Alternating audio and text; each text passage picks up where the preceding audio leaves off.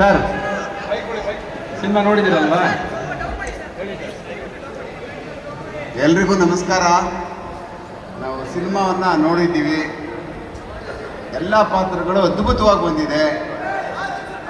Subject ಏನು ತಗೊಂಡಿದ್ದಾರೋ ಆ subject ಭಾಳ ಅದ್ಭುತವಾದಂಥ ಸಬ್ಜೆಕ್ಟು.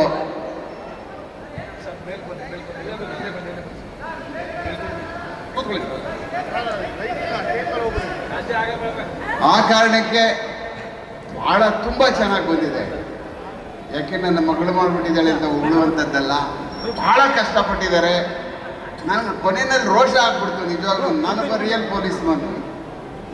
ಎಷ್ಟು ಬೇಗ ಪೊಲೀಸ್ ಹೊಟ್ಟೋಗ್ಬಿಡ್ತಲ್ಲ ಅಂತ ಪ್ರತಿ ದಿವಸ ಹೊಟ್ಟೆ ಹೊರ್ಕೊಡುವಂಥವನು, ಕೈಯಿಂದ ಬೇಗ ಹೊಟ್ಟೈತಲ್ಲ ಪೊಲೀಸು ಅಂತ. ಹಾಗೆ ಸಿನಿಮಾ ನೋಡಿದಾಗ ಅವ್ನಿಗೆ ಮೈಯೆಲ್ಲ ಒಂಥರ ಬೆಂಕಿ ಆಯಿತು. ಕೊಚ್ಚಿ ಅವನ್ನ ಕಾವೇರಿ ಒಳಗೆ ಬಿಸಾಕ್ಬೇಕಾಗಿತ್ತು ಸರ್. ನೀವು ಆ ಮನುಷ್ಯನ ಬೇರೆ ಆಗಿದೆ. ಅದನ್ನು ನೋಡ್ತಾ ಇದ್ದರೆ ಖಂಡಿತವಾಗ್ಲೂ ಮೈಯೆಲ್ಲ ಬೆಂಕಿ ಆಗ್ತದೆ. ಮತ್ತು ಅದ್ಭುತವಾಗಿ ಬಂದಿದೆ. ದಯಮಾಡಿ ತಾವೆಲ್ಲ ಥಿಯೇಟ್ರ್ಗಳಿಗೆ ಬಂದು ಪಿಕ್ಚರ್ನ ಭಾಳ ಎಂಜಾಯ್ ಮಾಡ್ತೀರಿ, ಖುಷಿ ಪಡ್ತೀರಿ. ಮತ್ತು ಎಲ್ಲ ಲ್ಯಾಂಗ್ವೇಜ್ಗಳಲ್ಲೂ ಸಹ ಇದನ್ನು ಭಾಳ ಇಷ್ಟಪಡ್ತಾ ಇದ್ದಾರೆ. ದಯಮಾಡಿ ನಾವೆಲ್ಲ ಥಿಯೇಟ್ರಿಗೆ ಹೋಗೋಣ.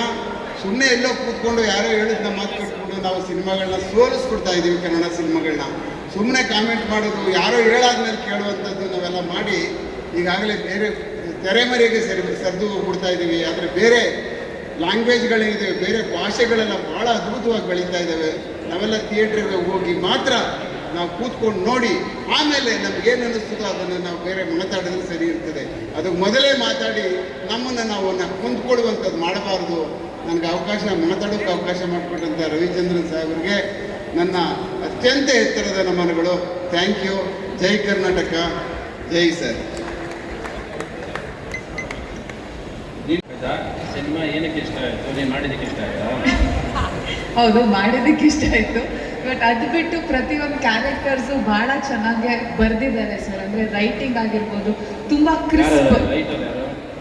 ಅಂದರೆ ಟಿ ಕೆ ದಯಾನಂದ್ ಸರ್ ಅವ್ರದ್ದು story, T K Dayanand sir ಅವ್ರ ಸ್ಟೋರಿ. ಸೊ ಅಂದರೆ ಅದನ್ನು ಸ್ಕ್ರೀನ್ ಪ್ಲೇ ಆಗಿ ಕನ್ವರ್ಟ್ ಮಾಡಿ, ಸ್ಕ್ರೀನ್ ಪ್ಲೇ ಮತ್ತು ಇದನ್ನು ನಾನು ಮತ್ತು ಮರುಶಂಕರ್ ಇನ್ನೊಬ್ಬರು ಆ ಸ್ಟೋರಿನ ಸ್ಕ್ರೀನ್ ಪ್ಲೇ ಕನ್ವರ್ಟ್ ಮಾಡಿ ಅದನ್ನು ತುಂಬ ಕ್ರಿಸ್ಪಾಗಿ ಕ್ಲೀನಾಗಿ ಮಾಡಿದ್ದಾರೆ ಸಿನಿಮಾನ.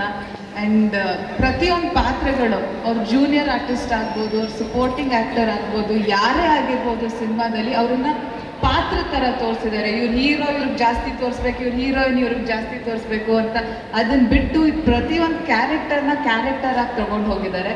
ಇನ್ನೊಂದು ವಿಷಯ ಏನಂದರೆ, ಯಾವುದೋ ಒಂದು ಪಾತ್ರ ಸ್ಟಾರ್ಟ್ ಆಗುತ್ತೆ ಆ ಸಿನಿಮಾದಲ್ಲಿ, ಆ ತೆರೆ ಮೇಲೆ ಬರ್ತಾ ಇದೆ ಅಂದರೆ ಆ ಪಾತ್ರಕ್ಕೊಂದು ಅಂತ್ಯ ಕೂಡ ಇದೆ. ನನಗೆ ಅದು ಬಹಳ ಇಷ್ಟ ಆಯಿತು ರೈಟಿಂಗಲ್ಲಿ. Thank you sir. ಇನ್ನೇನು ಒಟ್ಟಲ್ಲಿ ನನಗೆ ನೋಡಿದಾಗ ಅನಿಸಿದ್ದೇನೆಂದರೆ, ಪಿಕ್ಚರಲ್ಲಿ ಫೈರ್ ಇದೆ, ಏನಪ್ಪ ವಿಜಯ್, ಫೈರ್ ಇದೆ, ಜೊತೆಲಿ ಪ್ಯಾರ್ ಇದೆ. ಅದು ಚೆನ್ನಾಗೇ ಮಾಡಿದ್ದಾನೆ. ಅವನು ಅವರು ಲೂಸಿ ಆದ್ಮೇಲೆ ಇವಾಗಲೇ ಸಾಂಗ್ ಚೆನ್ನಾಗಿ ಮಾಡಿರ್ತೀನಿ. ಮತ್ತೆ ನಾನು ಕೇಳಿಸ್ಕೊಂಡಿದ್ದೆ. ಸೊ ಅವನಿಗೆ ನೀನಾಸಂ ಸಂದೇಶ ಮೇಲೆ ಪ್ಯಾರ್ ಇದೆ ಅಲ್ವಾ? ಆ್ಯಂಡ್ ಈ ಸಿನಿಮಾಗೋಸ್ಕರ ಒಬ್ಬ ಡೈರೆಕ್ಟರ್ ತ್ಯಾಗ ಮಾಡಿ ಮೇಲಿಂದ ನೋಡ್ತಾ ಇದ್ದಾರೆ. ಏನೇನೋ ನಡೆದೋಗಿದೆ. There is lot of incidents ಆಗಿದೆ. ಎಲ್ಲ ಏನೋ ಒಂದು ಕಾರಣಕ್ಕೆ ಇರಬೇಕು, ಎಲ್ಲ ಒಳ್ಳೆಯದಕ್ಕೆ ಇರಬೇಕು. ಒಟ್ಟಲ್ಲಿ ನಾವು ಹೇಳೋಕ್ಕಾಗೋದಷ್ಟೇ. God bless you. Thanks sir. ನೀನು ತಂದೆ ಅಂತ ಹೇಳ್ಬಿಟ್ಟೆ, ನೀನು ಗಾಬರಿ ಪಡಿಸ್ಬಿಡ್ತೀಯ. ನೀನು ಅದೇ ಸರ್, ತಂದೆನೇ ಸರ್, ನೀವು ತಂದೆ ಸಮಾನ. ನಾನು ಏನಾದರೂ ಮಾಡ್ಕೊಂಡು ಬಂದಿದ್ರೆ ಅದು ನನ್ನ ತಂದೆ ಒಬ್ಬರೇ ಕಾರಣ. ಇಲ್ಲಿರೋದಕ್ಕೂ ನನ್ನ ಒಬ್ಬರೇ ಕಾರಣ. ನನ್ನ ತಂದೆ, ನನ್ನ ತಾಯಿ ಪ್ರೀತಿ ನನ್ನ ಜೊತೆ ಬಂದರೆ ಏನಿಲ್ಲ. ಅದನ್ನು ಪ್ರತಿ ಸಾರಿ ಈ ಜನಗಳ ಮಧ್ಯೆ ನಾನು ನೋಡೋದು. ಅಷ್ಟೇ ನಂಬಿರೋದು ಕೂಡ ನಾನು. ಆಲ್ ದಿ ಬೆಸ್ಟ್ ನಿಮಗೆ. ದೇವರು ಒಳ್ಳೇದು ಮಾಡಲಿ.